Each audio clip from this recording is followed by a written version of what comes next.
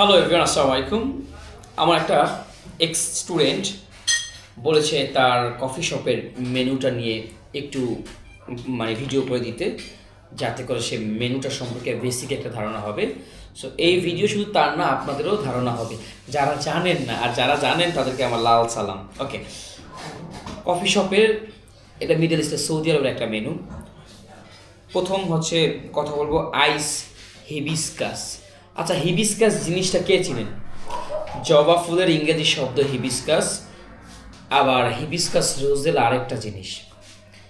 এখন এই ড্রিঙ্কসটা খুবই পপুলার, যেটাকে ক্যারক্যাডে নামে অনেকে চিনেন, এবং এই নামেই তো মেনুতেও থাকে।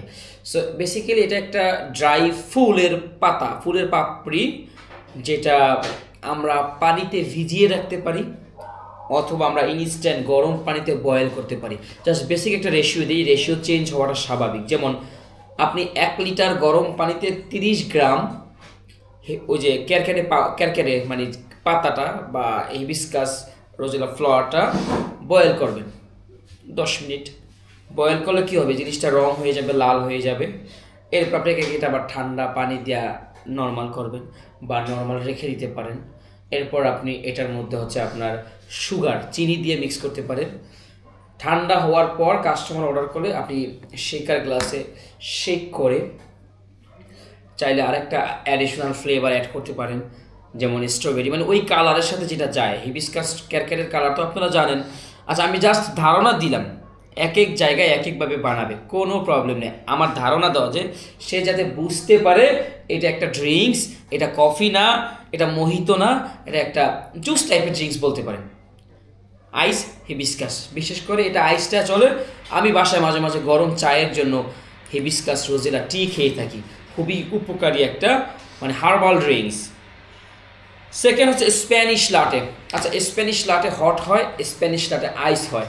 আমরা জানি লাটের মতোই, ক্যাফে লাটের মতোই প্রসেসিং, জাস্ট অ্যাডিশনালি আমরা অ্যাড করি কনডেন্স মিল্ক, ও যেটা কৌটা ড্যানিশ বা নাম্বার 1 যে কৌটার যে দুধ থাকে, নর্মাল ঠান্ডা দুধের সাথে ওইটা মিক্স করে আমরা চাইলে ফ্রিজে রেখে দিতে পারি, যেটাকে বলে প্রি মিক্স স্প্যানিশ।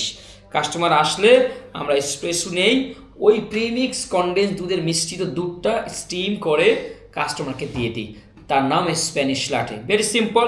এখন চাইলে অ্যাডিশনালি আপনি এখানে ফ্লেভার অ্যাড করতে পারেন, যেমন vanilla syrup, hazelnut syrup, caramel syrup, আপনার ইচ্ছা, না করলেও ভয় নেই। ওকে, সো আইস, আর যদি আবার আমি আইস স্প্যানিশ লাটে বানাতে চাই, তাহলে ধরুন এটা একটা গ্লাস, 70% আমি আইস কিউব দিব। এরপর ওই যে প্রিমিক্স স্প্যানিশ দুধটা সেটা দিব, একটু জায়গা রাখবো শুধুমাত্র এসপ্রেসোর জন্য। এসপ্রেসো সিঙ্গেল হতে পারে, ডাবল হতে পারে, যা হতে পারে তাই দিয়ে দেবো। আচ্ছা, এখন কথা হচ্ছে প্রিমিক্স স্প্যানিশ লাটে আপনি কিভাবে বানাবেন, তাই তো? সাপোজ একটা বেসিক ধারণা, 1 লিটার দুধে 1 লিটার ঠান্ডা দুধে আমরা দিব হচ্ছে যে 200 গ্রাম কনডেন্স মিল্ক। এই রেশিও ফলো করতে পারেন, এটা না করলেও ভয় নেই, আপনারটা আপনি ফলো করতে পারেন। জাস্ট আমি জানাচ্ছি যে কি থাকছে। Ice Spanish latte, hot Spanish latte clear.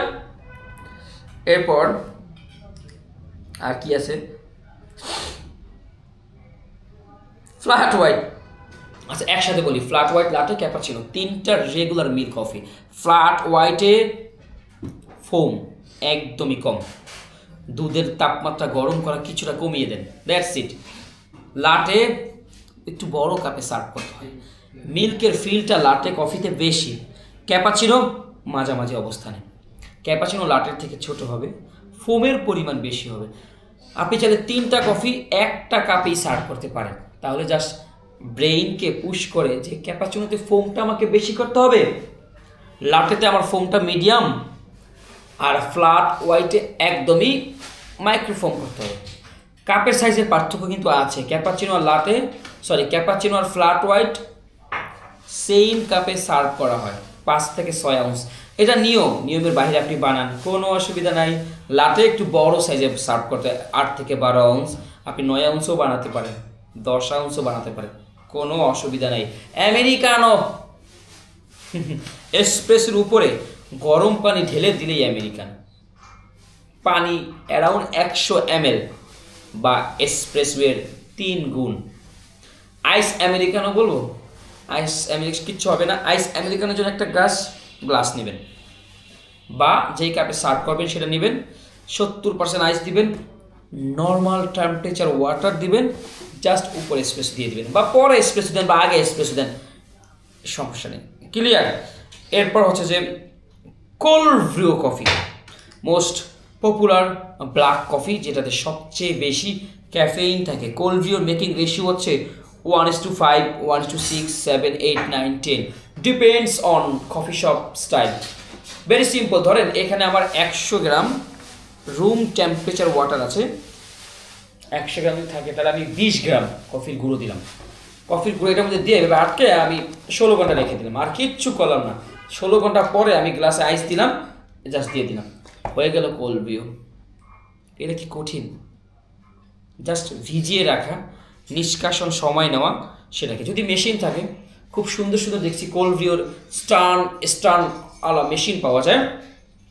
Machine এরকম থাকে, উপরে সবার উপরে একটা ফিল্টারে মাছ মানে একটা জায়গাতে কফির গুঁড়া দেয়, স্যালাইন মানুষের শরীরে যেভাবে পুশ করা হয় এইভাবে top top top top top top top করে এখানে জমে কোল্ড ব্রিউ কফি। এখানে কোনো ঝামেলা নেই, তবে কোল্ড ব্রিউ একটা ব্ল্যাক কফি এক এক কফি শপে এক একভাবে বানাবে। হট চকলেট কোনো কফি না, এটা একটা হট ড্রিঙ্কস। চকলেট দুধ, দ্যাটস ইট, নো এসপ্রেসো।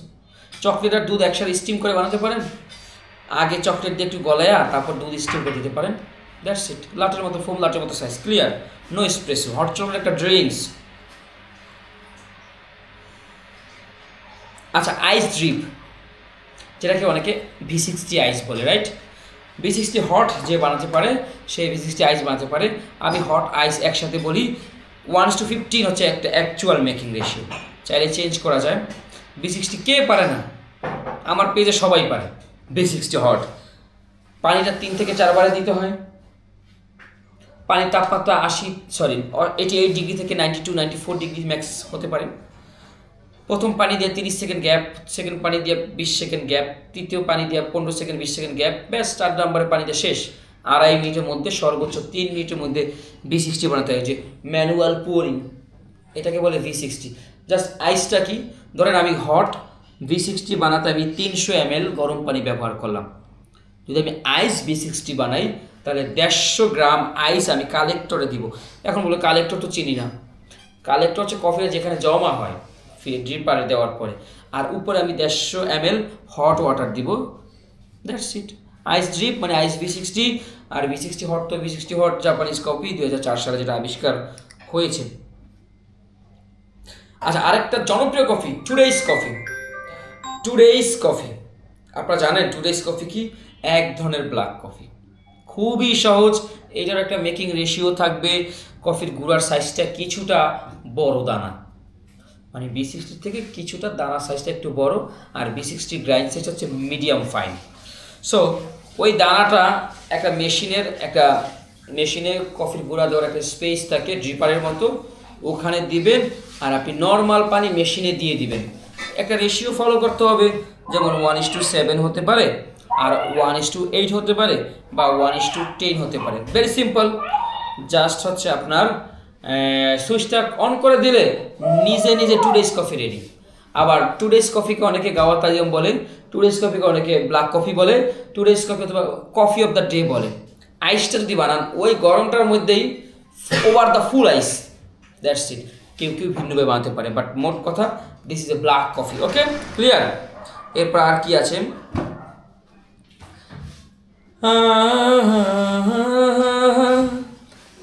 কাবি খুশি, এছাড়া আর কি থাকে কফি শপে?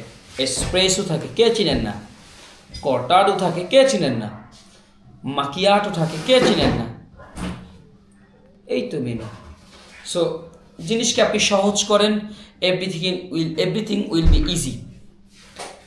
Take it simple, make it easier. ভয় নয়, জয় করুন কাজ দিয়ে, চেষ্টা করুন, লেগে থাকুন। আমি যদি শূন্য জ্ঞান থেকে জিহাদি কফিওয়ালা হতে পারি, আপনি তো কফিওয়ালার বড় ভাই হতে পারবেন। ধন্যবাদ, আসসালামু আলাইকুম।